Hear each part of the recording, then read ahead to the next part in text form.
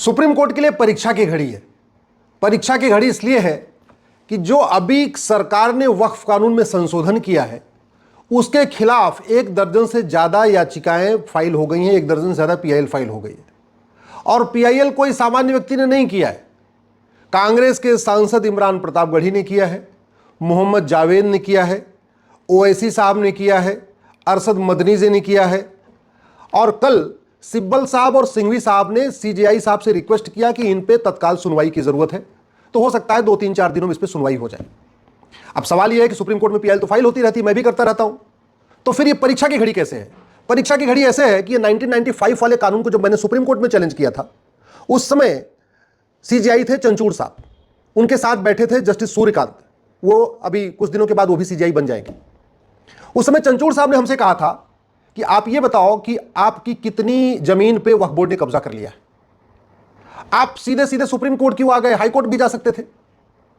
उन्होंने कहा कि पहले ये एस्टेब्लिश करिए कि इस कानून के कारण आपको क्या नुकसान हो रहा है, आपका कौन सा फंडामेंटल राइट वायलेट कर रहा है। तो मैंने कहा साहब, जब अगर पर्सनल नुकसान हो तो फिर पीआईएल किस बात की? पीआईएल का तो मतलब ही होता है पब्लिक इंटरेस्ट लिटिगेशन। हमारा कोई पर्सनल इंटरेस्ट लिटिगेशन थोड़ी है, कोई हमारी खुद की जमीन थोड़ी गई। हमारी जमीन अगर कब्जा होती तो मैं हाईकोर्ट जाता, कहीं और जाता। क्योंकि ये कानून पूरे देश का है, संसद का बनाया हुआ है और पूरे देश में जमीनों पे कब्जा हो रहा है, इसलिए मैं सुप्रीम कोर्ट आया हूं। मैंने एक लिस्ट बनाई थी कि देश भर में वक्फ बोर्ड ने कितनी जमीनें कब्जा किया है। हालांकि उस समय मेरे पास जो लिस्ट थी वो 10 लाख एकड़ की थी। हमें यही पता था कि भारत में 10 लाख एकड़ जमीन पे वक्फ बोर्ड ने कब्जा किया हुआ है। और अभी जब ये कानून बदल रहा था तब पता चला कि नहीं नहीं, ये तो 40 लाख एकड़ हो चुका है। तो हमारे पास जितनी जानकारी थी उस समय, वो जानकारी मैंने एक नोट्स बना के कोर्ट के सामने रखना चाहा, तो चंचूड़ साहब ने मुझे वो नोट्स भी नहीं पढ़ने दिया। उन्होंने कहा not a single word mister Upadhyay, एक शब्द आप नहीं बोल सकते, हम नहीं सुनेंगे आपको। अंत में मैंने मजबूर होकर अपनी पीआईएल वापस लिया और मैं फिर दिल्ली हाईकोर्ट गया। अगले ही सप्ताह दिल्ली हाईकोर्ट ने नोटिस जारी किया, सरकार को नोटिस जारी हुआ। उसके बाद देश के अलग अलग हाईकोर्ट में पीआईएल फाइल होना शुरू हुई। कुल मिला के 120 पीआईएल इस समय पूरे देश में अलग अलग हाईकोर्ट में चल रही है। और उसके बाद फिर सरकार संशोधन लाई, जेपीसी बना, आगे क्या क्या हुआ आपको पता है, उसको बताने की जरूरत नहीं है। अब सवाल यह है कि मैंने भी वक्फ एक्ट को चैलेंज किया था और इस समय ओवैसी साहब, इमरान प्रतापगढ़ी, मोहम्मद जावेद साहब ने भी वक्फ एक्ट को चैलेंज किया। मैंने 1995 वाले को चैलेंज किया था। इस समय इन लोगों ने जो 1995 वाले में संशोधन हुआ है उसको चैलेंज किया है। लेकिन बात वही है। तो क्या अब सुप्रीम कोर्ट जो सवाल हमसे पूछा था वही सवाल मोहम्मद जावेद, असउद्दीन ओवैसी, अमानुल्लाह खां, मौलाना अरशद मदनी, इमरान प्रतापगढ़ी के वकीलों से पूछेगी क्या? क्योंकि सवाल हमसे पूछा था कि आपकी कितनी जमीन पे वक्फ बोर्ड ने कब्जा किया, तो यह सवाल तो पूछना चाहिए जावेद साहब से, ओवैसी साहब से, अमानुल्लाह खां, अरशद मदनी से कि आप ये बताओ कि आपकी कितनी जमीन को सरकार ने अब तक ले लिया।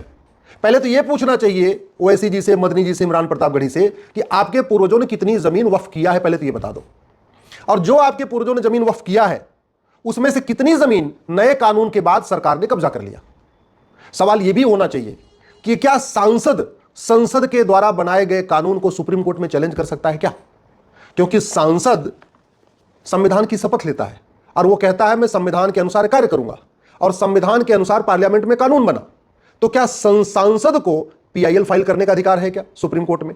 और दूसरा, क्या सांसद को वकालत करने का अधिकार है क्या? क्योंकि सिब्बल साहब भी वकील है और सिंघवी साहब भी वकील है। मैं इसलिए पूछ रहा हूं कि एक कांस्टेबल भी अपनी नौकरी के दौरान दूसरा काम नहीं कर सकता, चाहे वो थानेदार हो, चाहे हवलदार हो, चाहे वो पेशकार हो, चाहे तहसीलदार हो, चाहे कलेक्टर हो या कप्तान हो। अरे बाकी तो छोड़ो, लॉ कॉलेज का प्रोफेसर भी जब तक नौकरी में है दूसरा काम नहीं कर सकता। जब तक उसको वेतन सरकार से मिल रहा है दूसरा काम नहीं कर सकता। इवन टीचर को भी प्राइवेट कोचिंग खोलने का अधिकार नहीं, जबकि जो स्कूल है वो तो 5-6 घंटे चलता है। फिर भी सरकार ने नियम बना रखा है कि नहीं, जो सरकारी स्कूल का टीचर है वो कोचिंग नहीं चला सकता।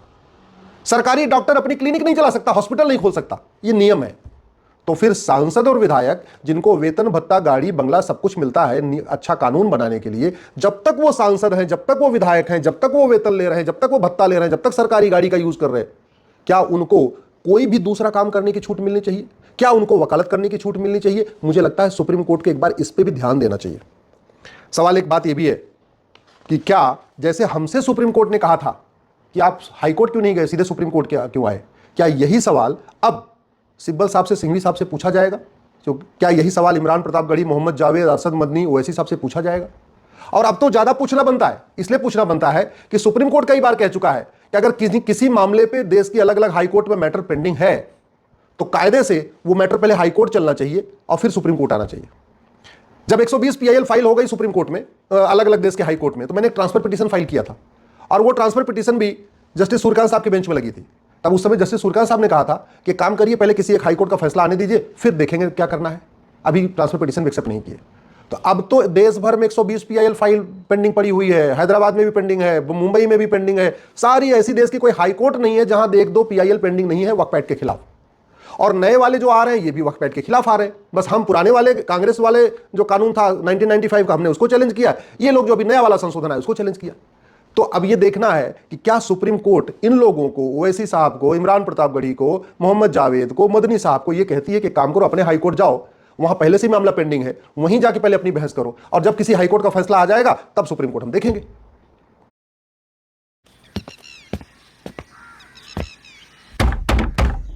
क्लियर हो जाएगा क्या सुप्रीम कोर्ट का जो स्टैंड मेरे लिए था वही स्टैंड ओवैसी, मदनी, इमरान प्रतापगढ़ी के लिए रहेगा? क्या जब मेरे जैसा एक छोटा सा वकील बहस कर रहा था, सुप्रीम कोर्ट का वही स्टैंड जब सिब्बल साहब बहस करेंगे, सिंघवी साहब बहस करेंगे, तब भी वही रहेगा? देखना है, 2-3 दिन में क्लियर हो जाएगा। अब बात आती है कि ये वक्फ जो है प्रॉपर्टी, ये हो क्या रहा है? लॉजिक क्या दी जा रही है कि जो मुगलों की प्रॉपर्टी थी वक्फ प्रॉपर्टी हो गई। तो मैं ये पूछना चाहता हूं, क्या जहां तक भगवान श्री राम ने राज किया था वो सारी प्रॉपर्टी हिंदुओं की है क्या? क्योंकि जहां तक भगवान श्री राम ने राज किया था उसमें अब तक 25 देश बन चुके हैं, तो उन फिर 25 देशों की पूरी प्रॉपर्टी हिंदुओं की होनी चाहिए। क्या जहां तक भगवान भरत ने राज किया था वो सारी प्रॉपर्टी हिंदुओं की है क्या? क्या जहां तक राजा युधिष्ठिर ने राज किया वो सारी प्रॉपर्टी हिंदुओं की है क्या? क्या जहां तक चंद्रगुप्त ने राज किया वो सारी प्रॉपर्टी हिंदुओं की है क्या? क्या जहां तक सम्राट अशोक ने राज किया, क्या वो सारी प्रॉपर्टी सनातनियों की है क्या? मैं इसलिए पूछ रहा हूं कि अगर राजा के हिसाब से फॉर्मूला चलेगा फिर तो मुगलों से शुरू क्यों करना चाहिए, थोड़ा मुगलों के पीछे शुरू करना चाहिए। और जहां पे युधिष्ठिर ने राज किया, भरत जी ने राज किया, भगवान श्री राम ने राज किया, चंद्रगुप्त ने राज किया, अशोक ने राज किया, वहां तो 25 देश बन चुके हैं, फिर तो 25 के 25 देश पूरा हिंदुओं के होने चाहिए, वो सारी प्रॉपर्टी हिंदुओं की होनी चाहिए। भाई पिछले 2500 साल में भारत के 25 टुकड़े हुए और 7 टुकड़े तो 1857 के बाद हुआ है, यानी पिछले 200 साल में 7 टुकड़े हुए। तो कायदे से चाहे म्यांमार हो, चाहे तिब्बत हो, चाहे अफगानिस्तान हो, चाहे पाकिस्तान हो, चाहे बांग्लादेश हो, ये सारी प्रॉपर्टी फिर तो हिंदुओं की होनी चाहिए अगर राजा के हिसाब से चल रहा है। और अगर नहीं, फार्मूला एक है, तो फिर मुगलों की जमीन वक्फ कैसे हो सकती है? और जब मुगलों की जमीन वक्फ नहीं हो सकती तो मुगलों के नवाबों, मुगलों के निजामों, मुगलों के जागीरदारों, मुगलों के जमींदारों, मुगलों के तीमारदारों, मुगलों के रजाकारों की जमीन वक्फ कैसे हो सकती है? भाई बड़ी सीधी सी बात है, शासन बदलता है तो जमीन ट्रांसफर हो जाती है। यानी जब तक मुगल थे, मुगल राज कर रहे थे, उसके बाद अंग्रेज आए, सारी जमीन का मालिकाना हक अंग्रेजों को ट्रांसफर हो गया। अंग्रेजों को ट्रांसफर हो गया, 1947 में देश आजाद हो गया, 1950 में संविधान लागू हो गया, सारी की सारी जमीन भारत सरकार को ट्रांसफर हो गई। कल को फिर तो अंग्रेज बोलेंगे कि अंग्रेजों का जहां जहां राज था कॉमनवेल्थ में, पाकिस्तान, अफगानिस्तान, बांग्लादेश, यहां वहां जहां जहां था, फिर तो अंग्रेज बोलेंगे सारी जमीन चर्च की है भैया, क्योंकि राज हमारा था, सारी जमीन क्रिश्चियंस की हो गई। ऐसे नहीं चलता। एक बात और, जो हिंदू पाकिस्तान, बांग्लादेश से छोड़ के भारत आए, उनकी जमीन तो वहां की सरकार की हो गई, वहां के वासिंदों की हो गई, वहां के लोगों ने ले लिया। तो फिर जो जमीन भारत के मुस्लिम छोड़ के गए, भाई जब बंटवारा हुआ 47 में, तो पाकिस्तान से हिंदू भारत आए और भारत से बहुत सारे मुस्लिम पाकिस्तान गए, बांग्लादेश गए। तो जब वहां से जो लोग छोड़ के आए, सिंध से, लाहौर से, ननकाना साहब से, बाकी जगहों से, वो जमीन हिंदुओं की नहीं है, वो जमीन मंदिरों की नहीं है, तो यहां जो लोग छोड़ के गए थे, चाहे परवेज मुशर्रफ गए या जो भी गए, उनकी जमीन वक्फ की कैसे हो सकती है? फिर तो वो जमीन या तो मंदिरों की होनी चाहिए, या तो उनके पड़ोसियों की होनी चाहिए, या तो सरकार की होनी चाहिए।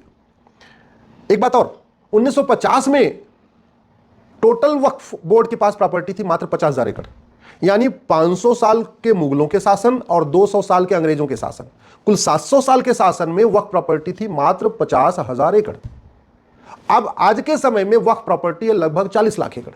इसके पहले के वीडियोस मैंने 10 लाख एकड़ बोला है, लेकिन वो मेरी भूल थी, क्योंकि हमें 10 लाख एकड़ की ही जानकारी थी। ये 40 लाख एकड़ की जानकारी अभी मुझे हुई है, जब ये वक्फ कानून बदला जा रहा था, तब गृह मंत्री जी ने बताया कि 39 लाख एकड़, और जो उन्होंने 39 लाख एकड़ बताया है उसमें केरल और बंगाल का डाटा नहीं है। तो अगर केरल और बंगाल का डाटा आ जाएगा तो मैं मान के चल रहा हूं 1 लाख एकड़ और बढ़ जाएगा, यानी 40 लाख एकड़। और वैसे भी जब 1950 के पहले तक की जमीन थी, उसके पहले भी कानून चल रहे थे। ये सिविल प्रोसीजर कोड तो 1858 में बन गया था, तो अगर जिन लोगों को वक्फ करना था, जमीन दान करना था, वो सिविल प्रोसीजर कोड का पालन करते। ये सोसाइटी रजिस्ट्रेशन एक्ट 1860 में बन गया था, तो जिन लोगों को अगर वास्तव में दान करना था, हिंदू दान करते थे, तो अपनी जमीन 1860 वाले सोसाइटी रजिस्ट्रेशन एक्ट में रजिस्टर कराते थे। उसके बाद चैरिटेबल ट्रस्ट एक्ट 1920 में बन गया, तो जिन हिंदू, जैन, बौद्ध, सिख ने कुछ दान करना था तो उन्होंने यहां रजिस्टर कराया। मुझे समझ में नहीं आ रहा है, हिंदू, जैन, बौद्ध, सिख सब लोगों ने अपनी जमीन को ट्रस्ट एक्ट में रजिस्ट्रेशन कराया ये 1920 वाले में, सोसाइटी रजिस्ट्रेशन एक्ट में 1860 वाले में रजिस्ट्रेशन कराया, सिविल प्रोसीजर कोड 1858 का था, इसको फॉलो किया। तो मुस्लिम्स ने क्यों नहीं किया? सब अंग्रेजों का कानून फॉलो कर रहे थे, मुस्लिम्स क्यों नहीं कर रहे थे?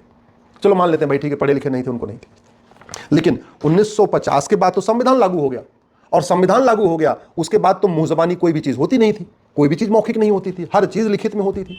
तो जब 1950 के पहले की 50,000 एकड़ ज़मीन बाहर निकाल भी दे, चलो मान लेते हैं भैया ठीक है, तो जो बाद में 39.5 लाख एकड़ ज़मीन बढ़ गई वो तो बाकायदा कागज़ दिखा के हुई होगी, बाकायदा रजिस्टर करा के हुई होगी, क्योंकि भारत स्वतंत्र हो चुका था, नियम कानून बन चुका था, सबको जो कुछ भी दान करना था बाकायदा रजिस्टर में करना था, लिखित में करना था, गवाहों के साथ करना था।